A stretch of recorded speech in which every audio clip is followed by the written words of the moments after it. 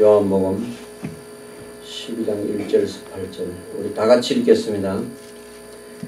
6월 6일 전에 예수께서 베다니에 이르시니 이곳은 예수께서 죽은 자 가운데서 살리신 나사렛 거기서 예수를 위하여 잔치할세 마리다는 이를 보고 나사로는 예수와 함께 앉은 자 중에 있더라. 마리아는 지극히 비싼 향유 곧 순전한 나드 한 근을 가져다가 예수의 발에 붓고 자기 머리털로 그의 발을 씻으니 향유 냄새가 집에 가득하더라. 제자 중 하나로서 예수를 잡아 줄 가룟 유다가 말하되 이 향유를 어찌하여 300데나리온에 팔아 가난한 자들에게 주지 아니하였느냐 하니 이렇게 말하면 가난한 자들을 생각함이 아니요 저는 도적이라 온 괴를 맞고 거기 넣는 것을 훔쳐가매더라. 예수께서 가라사대 저를 가만히 두어 나의 장사할 날을 위하여 이를 두게 하라. 가난한 자들은 항상 너희와 함께 있거니와 나는 항상 있지 아니하리라 하시니라.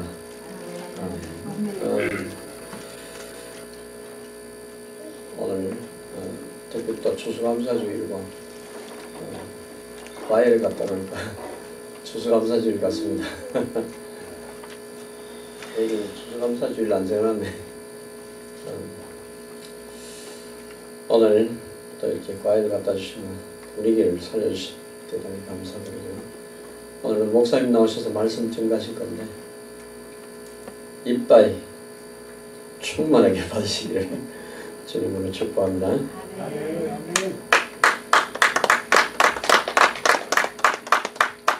해피 땡스기빙.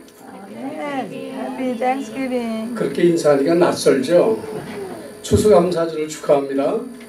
이렇게 오신 여러분, 우리는 하나님의 가족이기 때문에 여러분은 이 시대에 가장 행복한 분들인 줄로 믿습니다.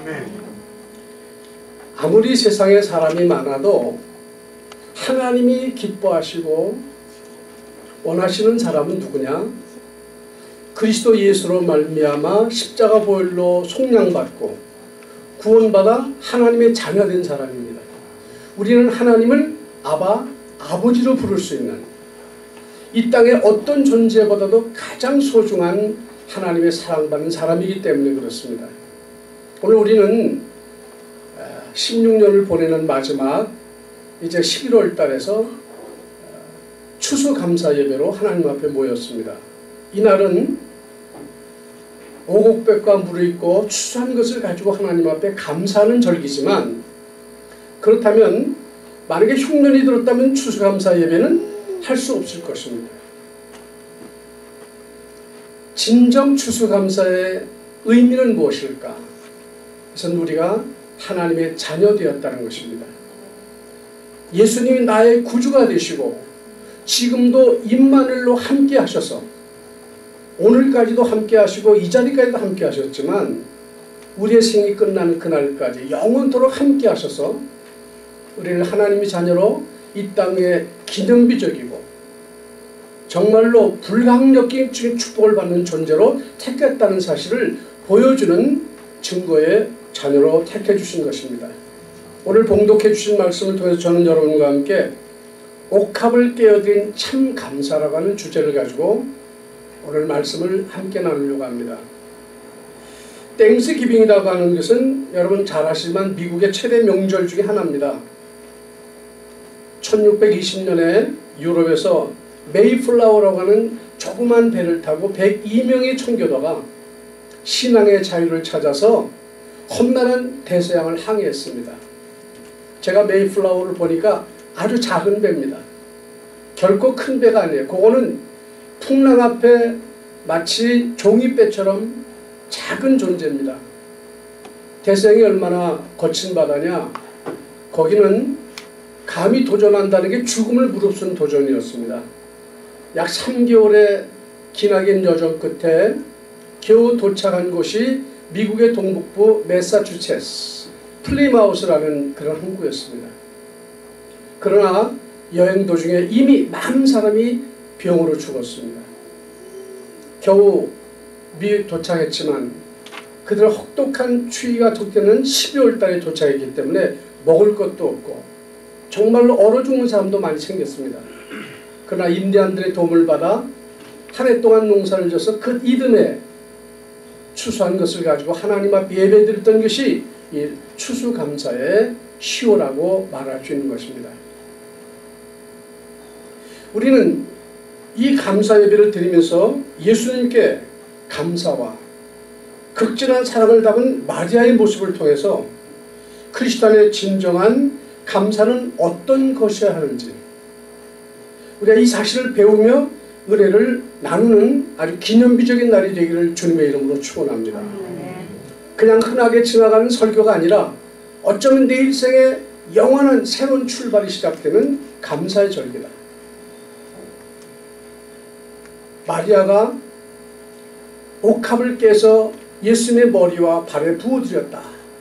근데 옥합에 들어있는 향유가 나드라는 향유인데 이것은 300데나리온이라고 했습니다. 당시에 한 데나리온이 노동자의 하루 품삯이라면 오늘 좀 괜찮게 받는 노동자가 하루에 받는 품삯을 100불로 봤을 때 약 얼마죠? 계산이 금방 나오죠? 3만 불에 해당되는 거예요. 300불짜리도 깨기가 아까운데 3만 불짜리 옥합을 깨서 예수님의 머리에 부어드렸고 또 그것을 발에 붓고 눈물로 발을 씻으면서 발에 입 맞추었다고 했습니다. 여러분 마리아는 처녀입니다. 얼마나 예수님의 은혜에 감격했으면 그 여자의 보호배라고 할 수 있는 머리털을 가지고 눈물로 발을 씻고 거기에 입을 맞췄을까. 이 속에는 이 마리아가 가지고 있는 예수님에 대한 깊은 사랑과 감격과 감사에 대한 마음이 그대로 녹아있는 것입니다. 나도 향유하던 옥합을 깨뜨려 예수님께 부어드린 그 의미를 오늘 우리는 우리 가슴 속에 새길 수 있어야 하리라고 믿습니다. 첫째는 마음 전부를 드린 감사의 표시입니다. 부모님을 잃고 기둥처럼 여기는 오라버니 나사로입니다. 근데 그는 나병 환자였습니다. 오늘날 말하면 한센병에 걸려서 그 고통당하는 본인의 문제도 기쁜 것이지만 그런 환자를 데리고 있는 가족들 또한 심각한 아픔이 있을 수밖에 없습니다. 더더구나 그 당시에는 나병 환자를 천의 병이라고 해서 저주받은 병으로 보고 사람들이 상대도 하지 않았습니다. 그러니 밖으로 받는 그 눈길, 천대, 그걸 견뎌낸다는 것은 본인뿐만 아니라 본인의 가족도 심각한 아픔이 아닐 수가 없는 것입니다. 그런데 이 오라버니 나사로가 죽었습니다. 예수님께 사람을 보내서 와서 고쳐달라고 했지만 예수님이 미루고 안 오셨어요. 사흘이 지난 뒤에 예수님이 오셨습니다. 그러니까 주님이 여기 계셨더라면 우리 오라버니가 안 죽었을 텐데 주님이 안 계셔서 죽었다. 예수님이 무덤을 향해 가십니다. 그러니까 마리아의 언니인 마르다는 뭐라 그래요? 이미 죽어서 사흘 됐고 냄새가 나는데 이제 가셔야 소용없다 이거죠. 예수님은 무덤에서 뭐라고 말씀하시죠? 나사로야 나오너라. 어떤 관계에 벌어졌습니까? 천을 칭칭 감은 이 죽었던 나사로가 걸어서 문을 나올 때 주님은 뭐라고 그래요? 풀어 놓아 다니게 하라. 여러분 예수님이 누구십니까? 그분은 창조주야. 그분은 우리의 하나님이십니다. 능치 못하면 전능자다 그 말이에요. 자, 이처럼 죽었던 나사로를 살리셨을 뿐만 아니라 그 집안의 저주, 대대로 물려오는 저주를 해결하셨고 나병 환자까지 고쳐준 분이 바로 예수님이었습니다. 이 사실을 믿었던 이 마리아는요, 일이 손에 잡히지 않는 거예요. 그래서 그 기쁨으로 오라버니가 살아온 것에 대한 축하잔치와 함께 그 다음에 예수님을 맞는 자세로 언니 마르다는 항상 뭐 했어요? 준비하는 일이 많아. 밥하는 일이 많아가지고 봉사하고 마리아는 예수님 오실 것을 준비하고 그 옥합을 준비했다가 예수님 오시자마자 그 곁으로 가서요 무릎을 꿇고 그 향유를 깨서 주님의 머리에 부어드렸어요. 여러분 3만 불이 적은 돈 아닙니다. 그리고선 그 당시에 처녀들이 시집을 가기 위해서 준비하는 하나의 혼례물인데 이것을 깨어서 부었다는 것은 뭘 말하죠? 그것은 그녀의 마음 전체를 그 주님 앞에 드렸다는 것을 의미하는 것입니다. 그런데 이 자리에 있었던 제자들 가운데 예수님을 팔아먹은 누가 있어요? 가룟 유다가 뭐라고 그래요? 아주 가장 휴머니스트인처럼 말이죠. 왜 그것을 허비하느냐? 이것을 팔아서 가난한 쪽에 나눠주자 그랬는데 또 요한은 그걸 또 뭐라고 밝혔어요? 이는 도적이라. 거기서 돈을 빼먹으려고 그진 얘기하는 것이 진짜가 아니라는 거죠. 여러분 말은 그럴듯하게 하고 멋있게 할 수 있지만 실제로 속은 달라. 하나님은 우리의 뭘 보시죠? 우리의 중심 마음을 보신단 말이죠. 비록 우리는 소수의 무리가 모여서 지금 하나님께 예배를 드리지만 하나님은 숫자에 관념하시는 하나님이 아니시라 정말로 바른 마음을 가지고 예배하는 자의 마음을 받으신 줄 믿습니다. 요한복음 4장 23절 24절에 하나님은 영이시니 예배하는 자가 신령과 진정으로 예배할지니라. 여러분 우리가 예배 올 때마다 주변을 보지 마십시오. 내가 오늘 예배드린 대상은 전능하신 창조주 하나님이시다. 성부와 성자와 성령 하나님께 내 마음과 뜻을 다해서 드리는 것이 바로 예배고 그 예배의 중심은 뭐죠? 나를 위해서 십자가 주신 예수님의 십자가 보혈과 부활하신 그 주님의 능력과 다시 오실 예수님을 바라보는 마음으로 예배드리는 것입니다. 오늘 예배 속에서 제일 처음에 성찬 예식은 뭐죠? 우리를 위해 죽으신 예수님의 피와 보혈을 상징하는 것, 우리를 쪼개주신 몸을 상징하는 것을 우리가 함께 나누었습니다. 그 말은 예수님과 우리는 뭐하라는 얘기죠? 하나라는 말이에요. 오늘 이 여기에 나오는 이 마리아는요, 구원의 감격과 복음받은 제자로서 선생님을 보시는 뿌듯한 가슴을 가지고 주님을 맞이하는 것입니다. 예수님과 제자들과 함께한 자리에서 마르다는 일을 하고 막내인 마리아는 결혼 준비차 모아뒀던 이 값비싼 향유를 부어서 예수님께 아낌없이 부어드린 것입니다. 사랑하는 여러분, 이 가룟 유다의 말에 대해서 주님이 가만히 계시지 않았습니다. 7절에 보니까 뭐라고 그래요? 예수께서 저를 가만두어 나의 장사할 날을 위하여 이에 두게 하라. 그런데 마가복음 14장 똑같은 내용의 6절은 뭐라고 하냐면 가만두어라. 너희가 어찌하여 저를 괴롭게 하느냐? 저가 내게 좋은 일을 하였느니라. 저를 괴롭게 하느냐는 말은 그녀는 지금 받은 은혜에 감격해하고 있다, 그런 말이에요. 그녀는 주님이 보신 사랑에 대한 감사함을 속에만 묻어둘 수가 없었습니다.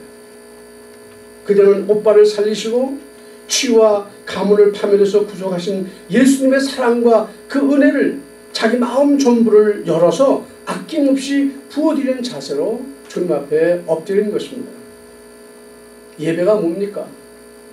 오늘 찬송 잘하나 보자, 오늘 목사님 무슨 설교하나 보자, 평가하는 자리가 아닙니다.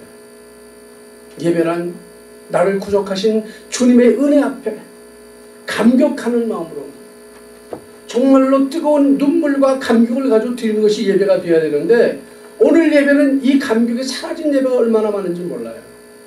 그러니까 이런 예배를 회복하려니까 오케스트라를 만들고 성가대를 멋있게 만들고 교회를 꾸미고 하는 외적인 노력은 중요하게 여기지만 성도 한 사람 한 사람 마음속에 참 예수님에 대한 사랑이 너무 연약해지고 있는 그런 모습을 우리가 많이 봅니다.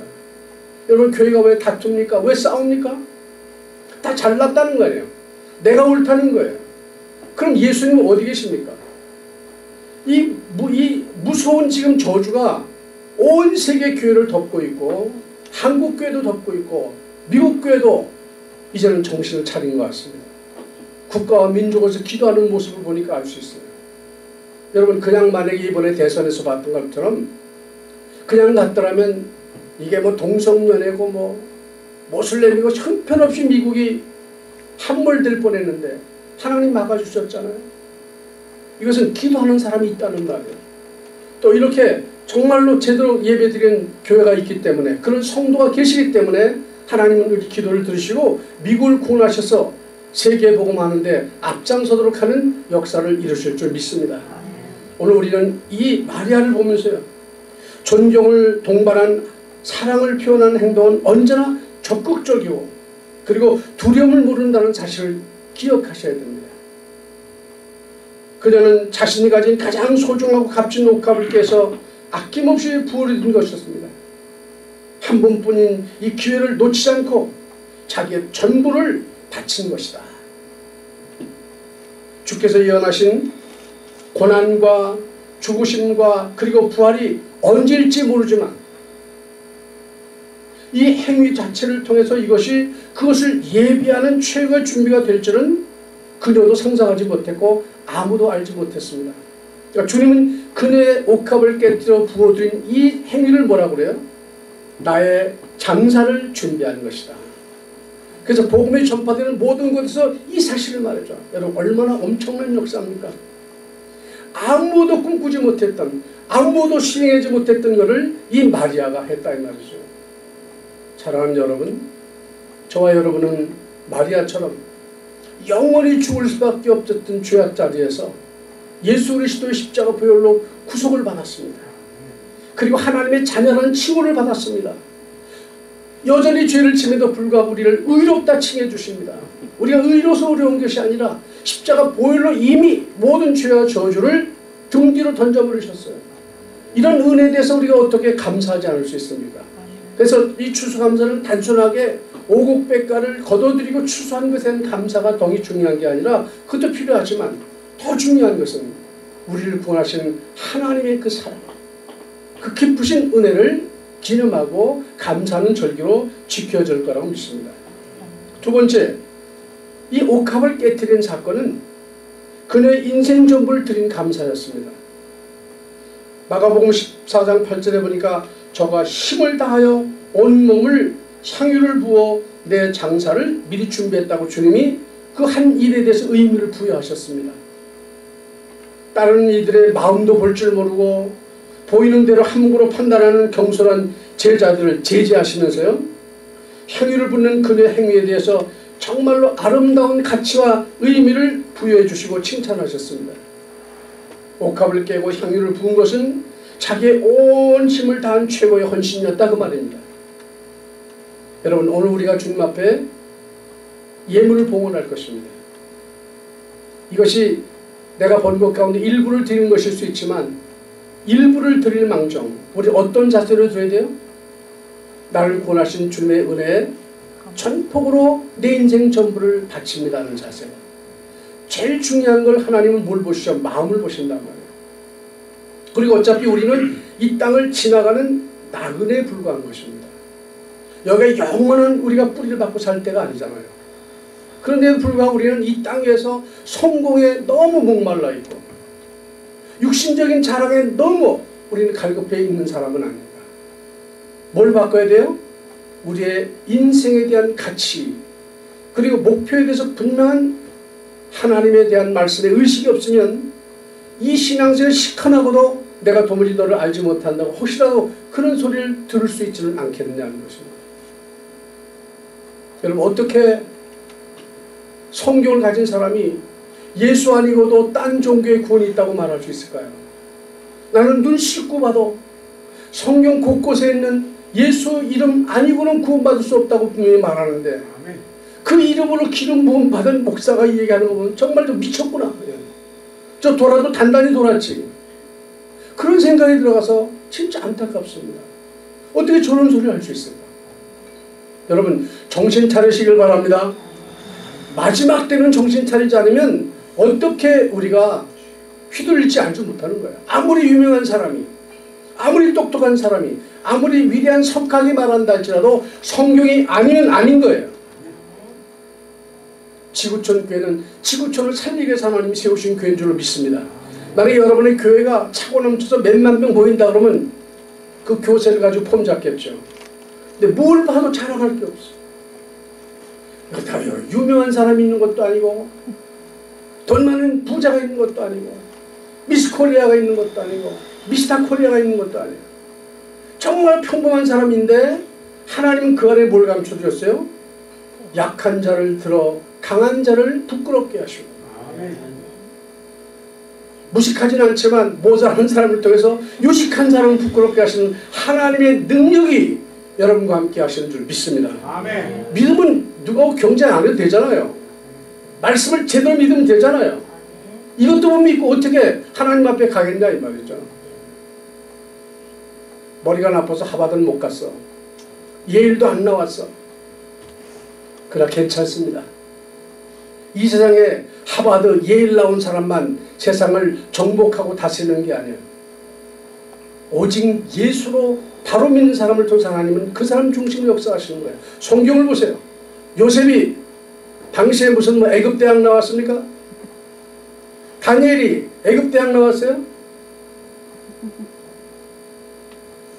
여러분 위로받으시고요. 정말 예수를 바로 믿고 고백하는 시대적인 응답의 주역이 되시기를 주의 이름으로 축원합니다. 아멘.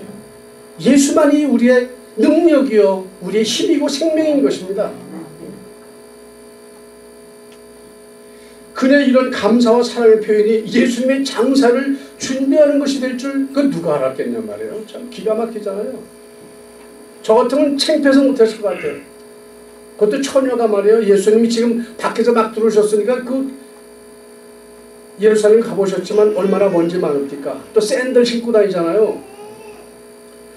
그 먼지 있는 발에다가 눈물로, 그 눈물이 슬퍼 오르는 눈물 아니지. 너무 감사해서 우리 오라버니를 고쳐주시고 죽음에서 살려주시고 우리 가문을 운명저주 팔자에서 건져주신 그는 너무 감사하니까 눈물로 딴 데도 흘리면 발에다가 눈물 흘리고 거기다 기름을 붓고 여자 그 멸류관인 머리털 가지고 닦았다는 거예요. 여러분 이게 아무나 할 수 있는 일이 아니잖아요.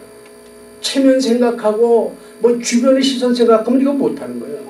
예수 믿는 사람은 뭘 보지 말아야 돼요?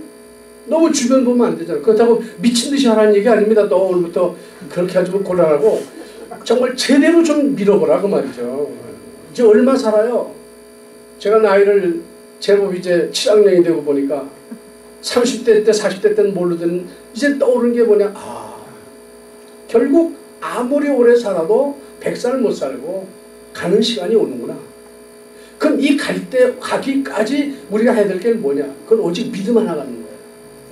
예수님을 바로 믿는 거고 제대로 믿는 거고 확실하게 믿는 것인 줄로 믿습니다. 예수만이 소망이잖아요. 저는 그래서 제일 귀한 게 예수에 대한 신앙 고백이야. 주 예수보다도 귀한 것은 없네요. 이 세상 부귀와 바꿀 수 없고 행복과 바꿀 수 없고 또는 명예와 바꿀 수 없는 그 이름을 하나님이 내게 주었으니 얼마나 우리는 감격스러워요. 우리가 양반이 아니고 많이 배우지 못했고 가진 게 없고 잘난 게 없을지라도 하나님이 불꽃 같은 눈동자로 지켜주시고 창세전에 그리스도 예수 안에서 택함을 받았고 그것도 하나님의 아들들이 되기 위해서. 어떤 아들이요? 하나님의 영광에 찬송을 부를 수 있는 아들 만드시기 위해서 우리를 불렀다고 생각한다면 여러분 무엇이 아까울 게 있고 무엇이 부끄러울 게 있냐 이 말이죠. 좀 이런 주님에 대해서 프라우드하게 생각하시고요. 내가 짧은 인생을 살망정 내 하나님께 나의 인생 전부를 걸어야 되겠다 하는 결단과 헌신이 새로워지기를 주님의 이름으로 축원합니다. 그러니까 옥합을 깨뜨려 드렸다는 것은 바로 그녀의 인생 전부를 주님이 받으셨다는 말이 되는 것입니다. 그 중심을 받으신 예수님께서 얼마나 기뻐하셨을까요? 떠들지 마라. 베드로가 잘 믿었고 누가 잘 믿었도 가는 곳마다 복음이 전파되는 곳에 이 행위를 너희들 전파라고 말한 사람은 없어요. 오직 유일하게 누구예요? 마리아뿐입니다. 근데 마리아는 보통 하는 일이 뭐였어요? 예수님이 오시면 마르다는 들어가서 막 음식 장만하는 거예요. 근데 마리아는 예수님 앞에 가서 말씀 듣는 거예요. 그러니까 마르다가 질투가 나가지고 예수님 제 마리아 좀 불러서 언니 좀 도와주라고 하시니까 예수님 뭐라고 그러세요? 너 나가봐라 그랬어요? 마리아는 좋은 것을 택하였다. 여러분 제대로 택하시기 바랍니다.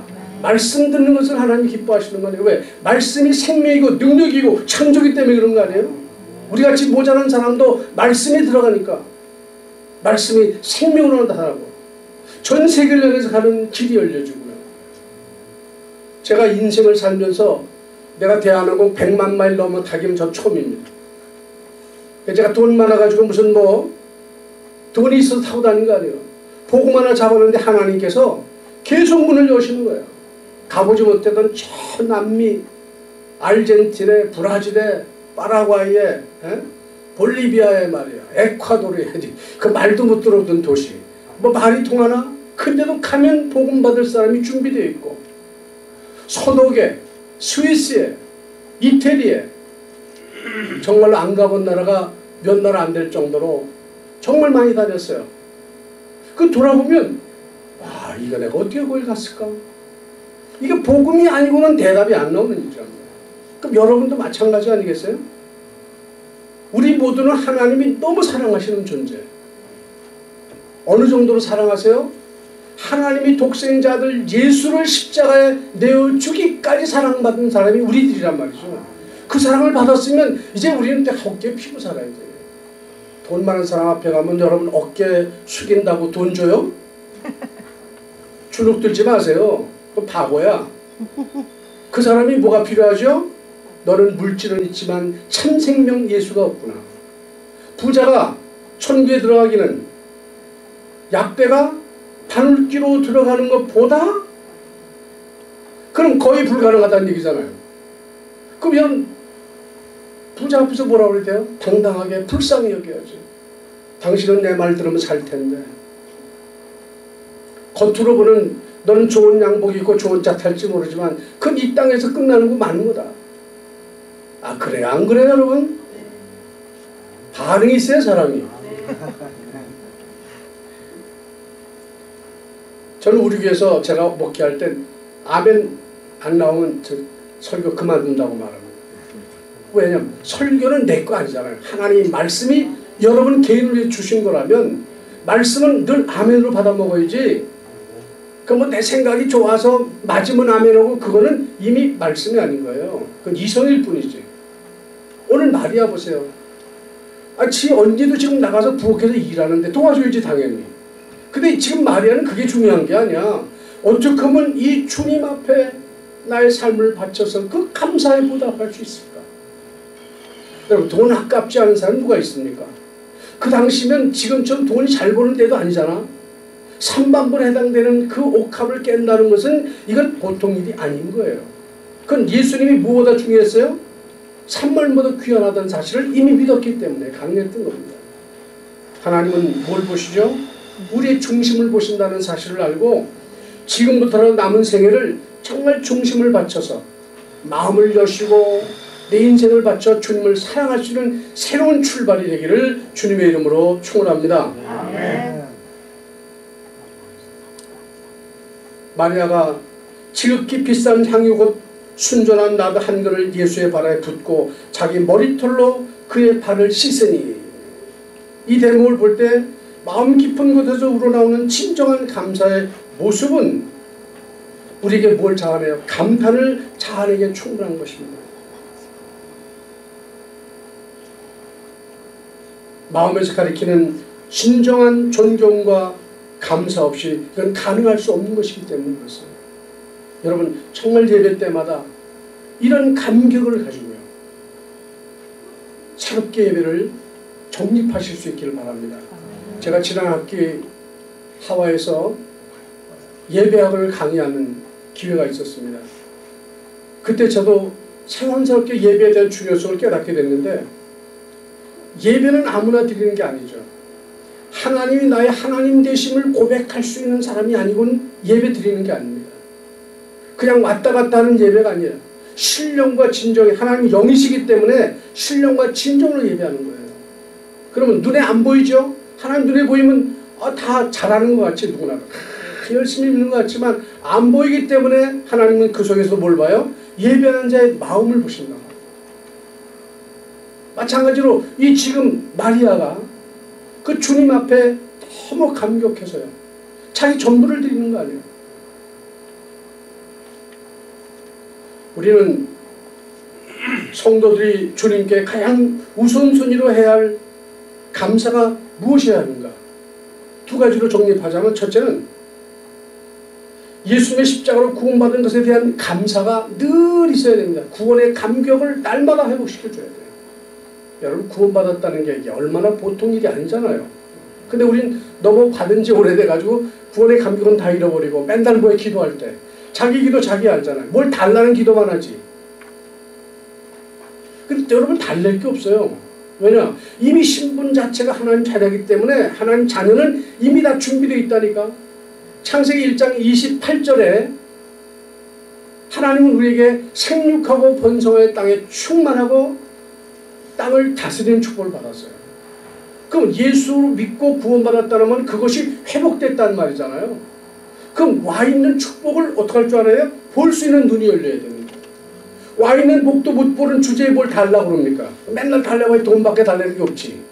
건강 달라는 기도밖에 없고 애 잘 되는 기도밖에 더 있어요. 근데 그런 기도는 너무 유치한 기도 아니냐 이거지. 하나님은 이미 우리에게 하늘나라까지 상속해 주었어요. 그렇다면 사실 달랠 게 없어. 와 있는 축복을 어떻게 누리느냐 중요한데, 누리는 방법이 뭘까요? 바로 그건 기도입니다. 여러분, 기도를 회복하시기 바랍니다. 기도를 잃어버린 사람은 호흡을 끊긴 생명체와 마찬가지예요. 주님은 뭐라고 말씀하셨죠? 항상 쉬지 말고. 그런데 우리는 때때로 기도하고 쉬어가며 기도하고, 그 이 사람에게 이게 농락당하기 딱 좋다니까 딱 기본만 건드리면 뒤집어져가지고 교회를 나오네 안 나오네, 뭐 시험에서 왔다 갔다 맨날 시험 들다가 버둥거리다가 가면 주님 앞에 어떻게 쓸 거예요? 좀 창피해가지고 정말. 이제는 여러분 입에서 시험이라는 글자가 떠나가기를 주의 이름으로 축원합니다. 아멘. 절대 부르지 마세요. 아멘. 시험에 들게 하지 마옵시고 기도해놓고는 나는 이게 시험이 되네. 그건 농담도 하면 안 되는 거예요. 그거는 성도는 해야 할 말이 있고 해서는 안 되는 말이 있거든요. 우리 입술에 뭐가 있어야 돼요? 예수는 그리스도, 나의 인생의 모든 문제 해결자. 주님은 나의 구주십니다. 주님은 나의 하나님이십니다. 주님은 지금도 나와 함께 하십니다. 나 어느 곳에 있든지 늘 마음이 어떻다? 불안하다. 그러면 이제 그 인생 끝난 거 아닙니까? 불안하다는 말은 두렵다는 말이고, 두렵다는 말은 이미 문제 속에 빠졌다는 말이에요. 내 입술로 무슨 말을 하든지 하나님은 그 말을 기억하신대요. 얼마나 무서운 얘기예요. 그러나 반대로 말해서 내가 입술로 늘 하나님을 찬송하고 영광 돌리면 그 찬송으로 영광 돌릴 수밖에 없는 일들이 벌어지는 거 아니에요. 아멘. 감사하는 사람은 감사 조건을 계속 하나님이 주신다니까요. 아멘. 사랑하는 여러분, 추수감사 얼마나 감사합니까? 우리는 씨만 뿌렸는데 이렇게 아름다운 과일들이 주렁주렁 달리는, 이건 하나님의 기적이지 이게 뭐 우리가 어떻게 알아? 여러분, 씨를 보면 그 씨에 뭐 이게 보입니까? 쬐끄만 씨가 심겨서 땅에 있는데 이게 어떻게 자라는지 어떻게 되는지 아무도 모르는데 하나님은 이렇게 다 준비해준단 말이에요. 이게 여호와 일이 아니에요. 그럼 이것들도 하나님이 만드신 계획 속에 정확하게 자기의 일을 이룬다면 만물의 영장인 우리에게 거시는 기대가 뭐냐? 하나님께 감사가 잃어버린 이 시대에 정말로 여러분은 감사하는 사람이 되시길 바랍니다. 아멘.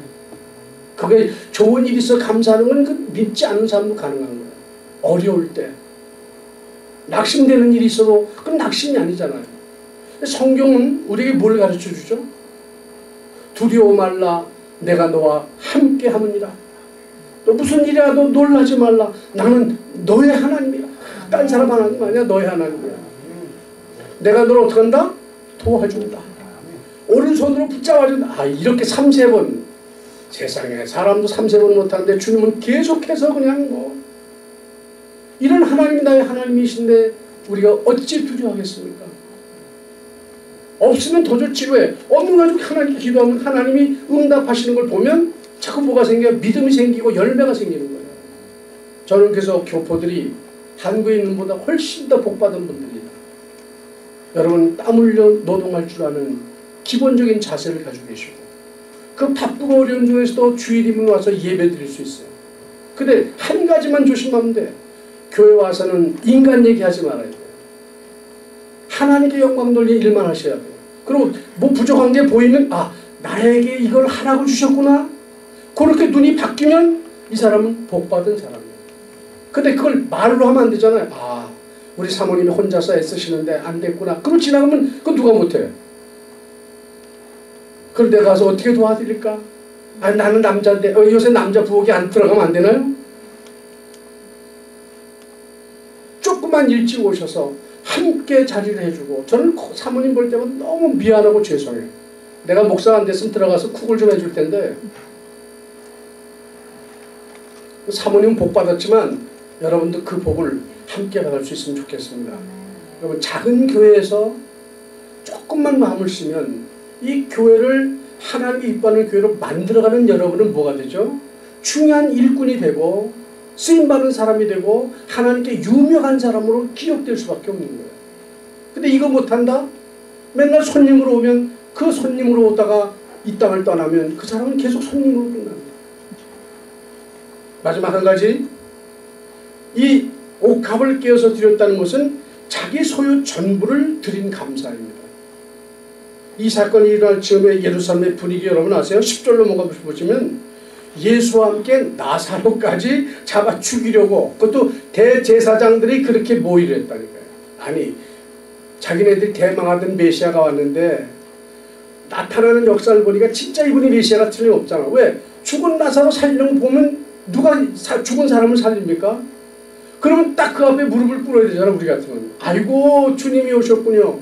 근데 그걸 보고 질투해가지고 갈 생각도 안 하고, 오히려 나사로까지 죽이려는 건 나사로 때문에 믿는 사람 더 많이 생겼거든.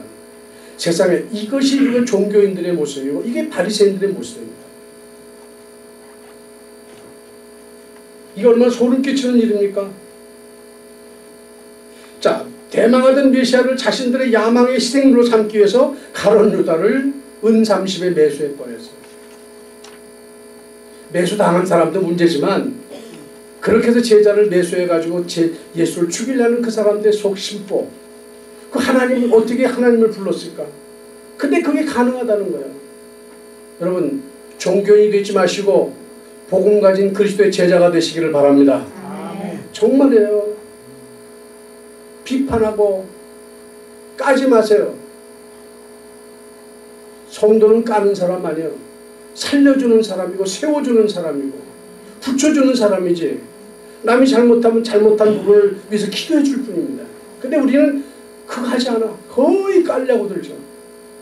주님이 우리를 까시면 어떻게 될까요? 그건 깨지는 거예요. 그거는. 왜? 행한도로 바른다고 그랬습니까? 이게 얼마나 무서운 얘기예요. 그거는요. 자기는 괜찮고 남은 그렇지 않습니다. 성도는 누가 봐도 어떤 상황에도 주님이 나를 향하여 미소 질 수 있는 사람이 되어야 되지 않겠어요? 내가 너를 보니 내 마음이 합한 자라구나.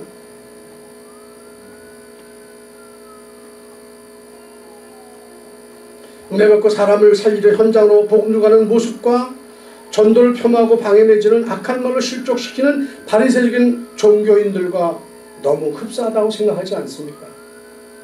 누구를 전도해 놓으면 어느 교회 나가냐, 그러니까 어떻게든지 그 교회 나쁘다고 칭해서 끌어가려고 하는 사람도 있고, 전도를 하지 않고 전도된 사람을 실족시키는 사람이 너무 많은데 그 불신자가 하는 거 아니잖아요. 이게 지금 뭐예요? 이게 말세지만에 나타나는 흑암이 덮인 세상의 모습이고, 이럴 때일수록 우리는 더 어떻게 해요? 근신하라, 깨어라. 사단은 우는 사자처럼 삼킬 자를 찾나니 너는 거기서 어떻게 해요? 나와 있으라는 거 아닙니까? 마리아의 순수한 믿음은 복음을 외면한 군중들의 우매함과 자기 유익만 취하는 종교인들의 위선적인 언행을 깨트리기에 충분했습니다. 이들은 대망하던 메시아를 앞에 두고도 물질에 눈이 어두웠고 제 이익과 자리에 연연해서 그리스도를 십자가에 못 박는 마귀의 종로로 사다가 파멸하고 말았습니다. 주님이 말씀하십니다. 저가 내게 좋은 일을 하였느니라. 아니, 그 향유를 하나 부은 것이 예수님에게 좋은 일, 아니 예수님이 어떻게 좋은 일 할까? 우리 피조물인데, 그죠? 그 창조주 앞에 좋은 일 했을 정도로 이게 극찬을 받았다면 이게 얼마나 엄청난 일입니까? 추수감사절은 우리 한 해 동안 보호해 주시고 인도해 주신 하나님께 감사하는 절기면서 동시에 농사에서 추수하는 것을 감사하는 절기임이 틀림없습니다. 그러나 이 근본 감사는 뭐냐? 다시 말해서 신앙의 절정은 바로 하나님을 기쁘시게 하는 것이어야 한다는 것입니다. 히브리 11장 6절에 믿음이 없이는 기쁘시게 못하나니 하나님께 나아가는 자는 하나님이 살아계신 것과 그를 찾는 자에게 상 주시는 이심을 믿어야 할지입니다. 여러분, 우리 여기는 하나님이 계심을 믿고 나오셨죠? 그럼 우리 그 하나님께 내 마음과 온 몸과 정성을 다해서 예배드리고 계시죠? 아멘이 잘 안 나와요. 왜? 지루하다 이거지. 빨리 끝내다오. 그런 의미가 있는지는 모르겠습니다만 길어봐야 2시간 안 가요.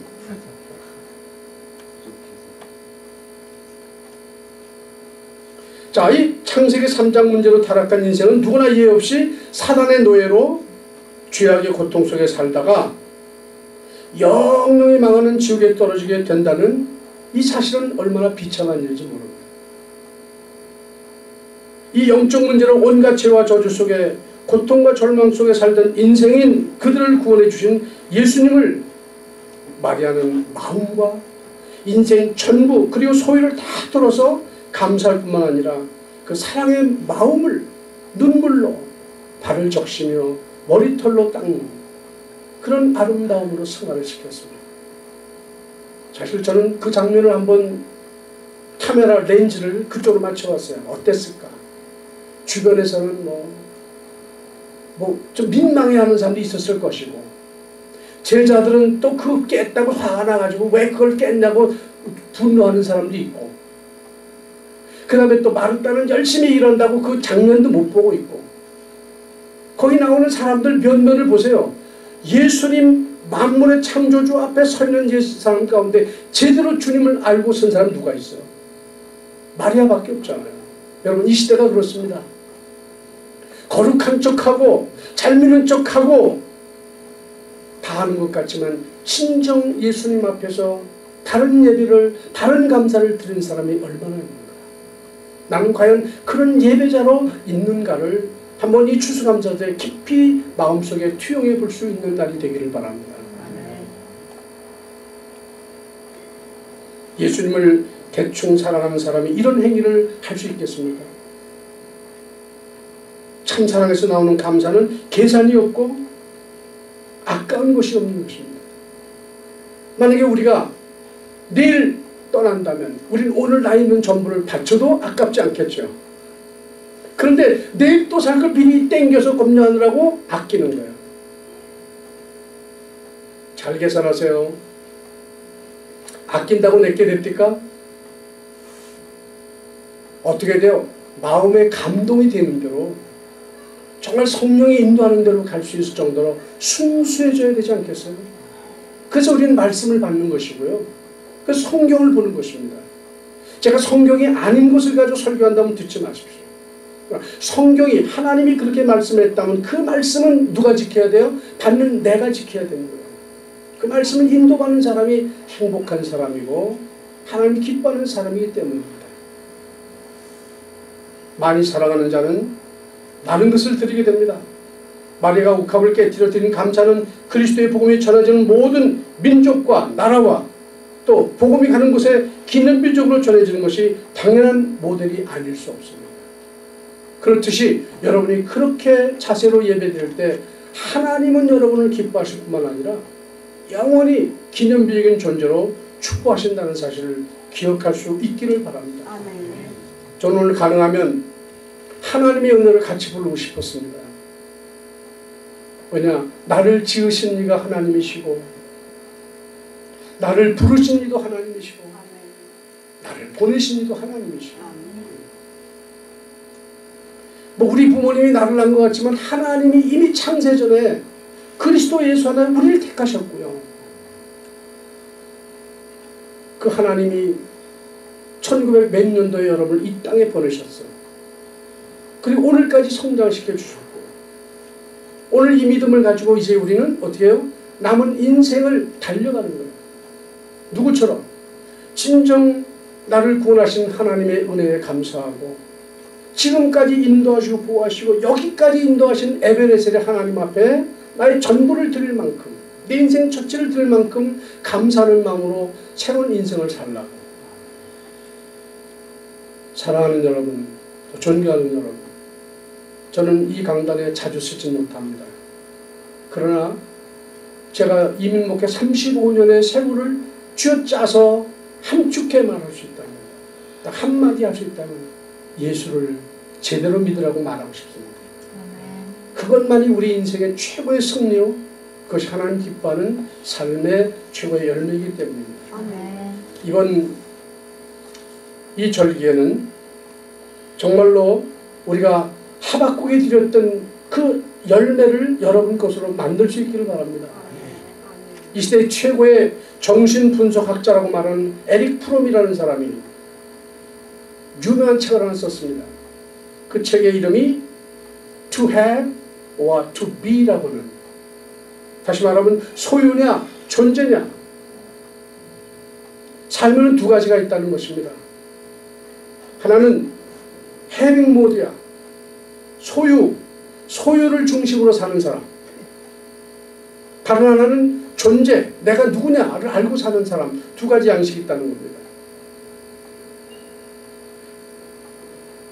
소유 양식의 사람은 무엇을 소유함으로써 기쁨과 행복과 보람을 느끼는 삶의 방식이며, 이 후자인 존재 양식은 자신의 존재 가치를 감사하고 기뻐하는 삶의 방식으로 사는 사람입니다. 여러분, 어떤 방식의 인생을 살고 계신가요? 소유를 지향하는 삶을 영위하는 이들은 결코 하나님을 기쁘시게 할 수 없습니다. 왜냐하면 자신이 무엇을 얼마나 소유하느냐는 것으로 성공과 실패를 말하고 행복과 불행을 말하는 이들에게는 감사가 없기 때문입니다. 못 가진 것에 대한 불평과 불만이 생기기 때문이라는 것이죠. 그러나 반면에 존재 양식의 삶을 지향하는 이들은 소유가 아닌 관계를 중요하게 생각한다는 것입니다. 관계, 하나님과 나와의 관계. 하나님이 너는 내일 일을 자랑하지 말라. 내일 무슨 일이 벌어질지 아무도 모르는 사람. 그 다음에 오늘 염정 오늘로 끝나라는 거예요. 그냥 내일 것도 하나님 다 준비한다는 말인데 우리 그 말 절대 안 믿죠. 안 믿어요. 안 믿고 어떻게 해요? 그래도 그렇지 우리가 불평해야 된다. 하나님 반쯤 믿고 반은 내가 준비하는 걸 믿기 때문에 항상 엇갈린 삶을 사는 거예요. 하박국의 3장에 보면요, 하박국 그렇게 말합니다. 비록 무화과나무가 무성하지 못하며 포도나무에 열매가 없으며 감람나무에 소출이 없으며 밭에 먹을 것이 없으며 우리의 양이 없으며 외양간에 소가 없을지라도 전부 다 없어. 가진 게 없는. 그런데 마지막에 멋있어요. 나는 여호와로 인하여 즐거워하며 나의 구원의 하나님을 말미암아 기뻐하리로다. 할렐루야. 하나님은 우리가 무엇이 필요한지 아십니다. 또 우리의 미래를 주님 준비하셨습니다. 모든 염려를 다 주께 맡기라 말씀하셨습니다. 염려 때문에 혹시 감사를 지르고 우리가 불안한 분이 계시다면 오늘 이 시간부터 마리아가 드렸던 옥합을 깨어드린 그 마음처럼 여러분도 하나님 앞에 소유의 문제가 아니라 존재 무드로 여러분의 삶이 새롭게 나가는 축복의 그런 절기가 되시기를 주님의 이름으로 축원합니다. 하나님 아버지 감사합니다. 오늘 추수감사절 예배를 통해서 다시 한번 우리가 성도는 어떤 자세로 감사를 드려야 되는지 오늘 마리아를 통해서 보았습니다. 마음의 옥합을 깨어드리게 하시고 인생 전부의 옥합을 깨어드리게 해주라고 하나님 재물 전체를 깨는 그런 마음을 가지고 하나님을 사랑할 수 있도록 우리에게 믿음을 더하여 주시옵소서. 예수님의 이름으로 기도하옵나이다. 아멘.